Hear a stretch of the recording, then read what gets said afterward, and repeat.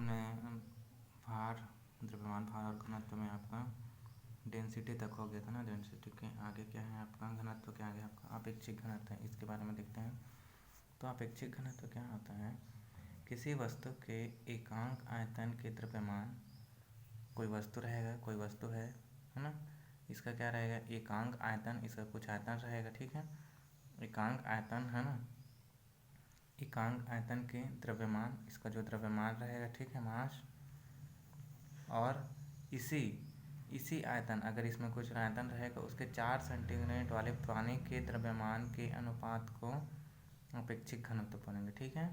क्या क्या बोलेंगे देखते हैं, लिखते हैं यहाँ पे अपेक्षिक घनत्व। मैं डायरेक्ट लिख रहा हूँ अपेक्षिक घनत्व। अपेक्षिक घनत्व बराबर होगा आपका वस्तु के किसी आयतन का द्रव्यमान, ठीक है। क्या लिखेंगे आपका, वस्तु के किसी आयतन का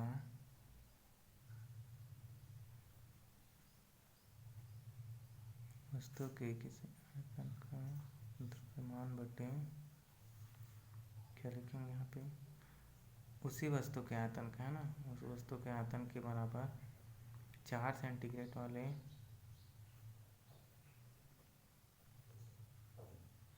पानी का द्रव्यमान। इसको आपको याद रखना क्योंकि एग्जाम में आता है। रिलेटिव डेंसिटी अपेक्षिक घनत्व किसको बोलते हैं? किसी वस्तु के किसी एकांक आयतन के द्रव्यमान तथा उसी 4 सेंटीग्रेड वाले पानी के द्रव्यमान के अनुपात को अपेक्षिक घनत्व या विशिष्ट गुरुत्व कहते हैं, ठीक है। अब जनरल भाषा में इसको क्या बोलते हैं, जनरल में क्या बोलते हैं इसको, अपेक्षिक घनत्व बराबर, और क्या होता है इसको देख लेते हैं। तो ये हो जाएगा आपका पदार्थ का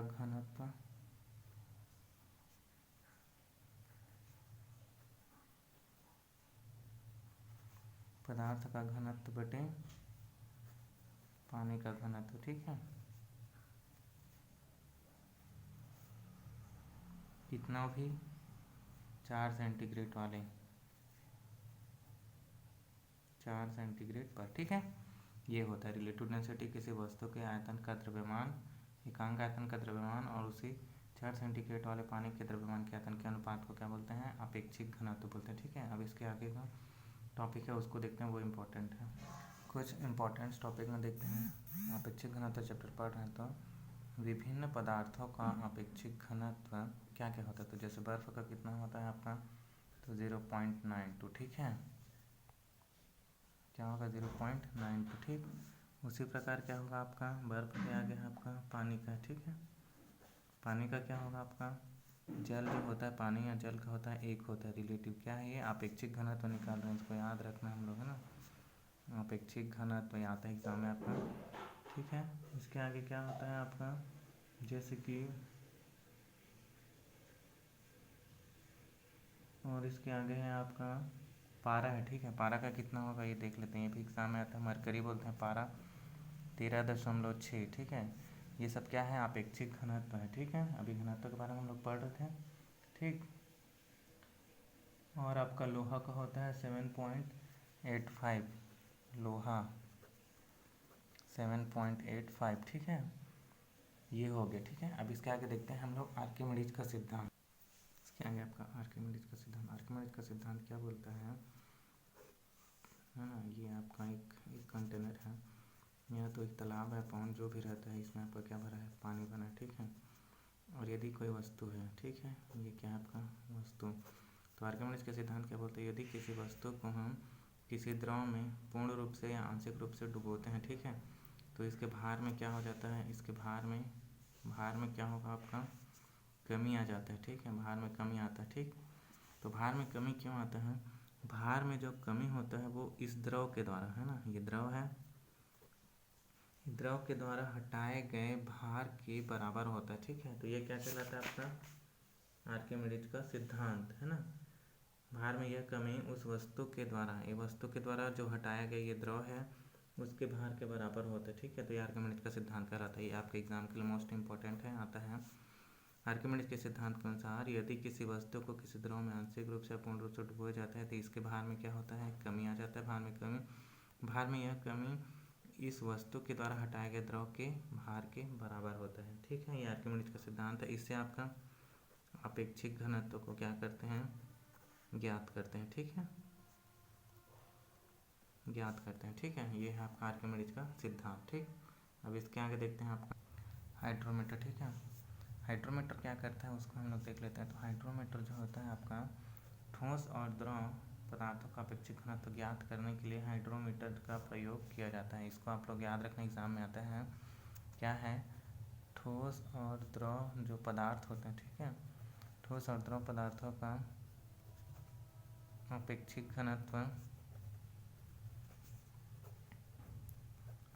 घनत्व जो है आपका हाइड्रोमीटर से ज्ञात किया जाता है। इसको आप लोग को याद रखना है। ठीक है, हाइड्रोमीटर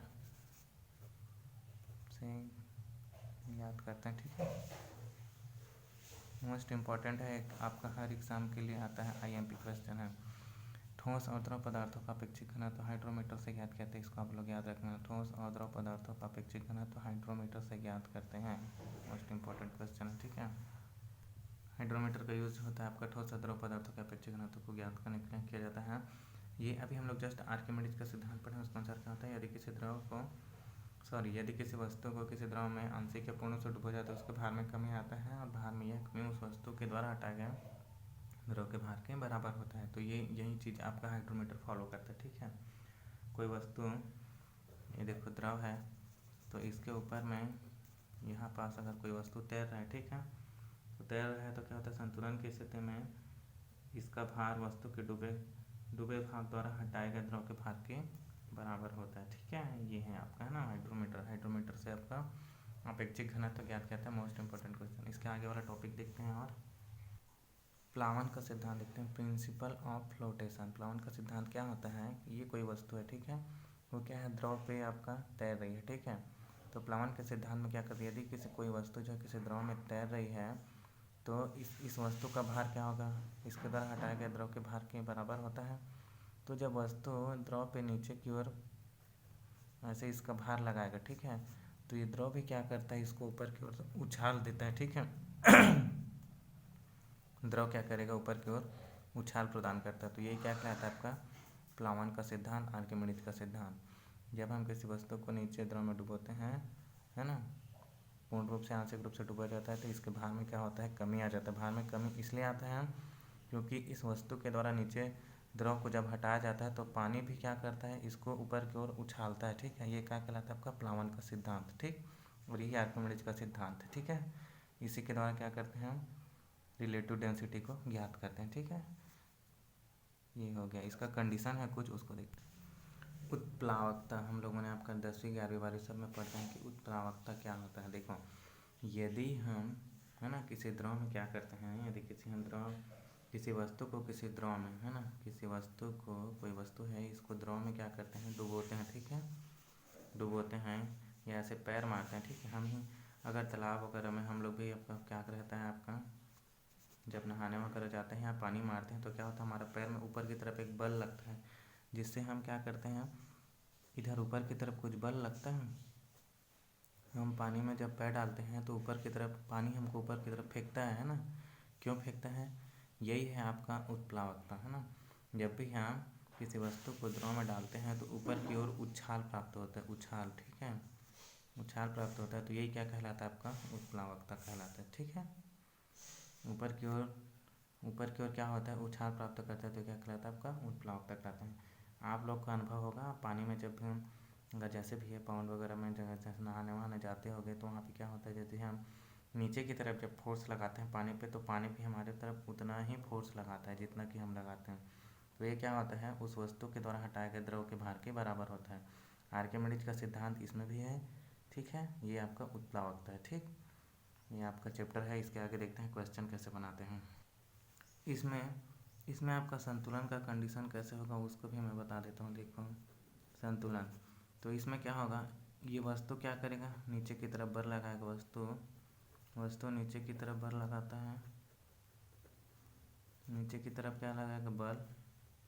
ठीक है, तो पानी क्या करेगा, उसको पानी जो है आपका ऊपर की तरफ उछाल देता है। ठीक है, ऊपर की ओर बल लगाता है, तो ये क्या कहलाएगा, आपका संतुलन की कंडीशन में दोनों का। ठीक है, ये है।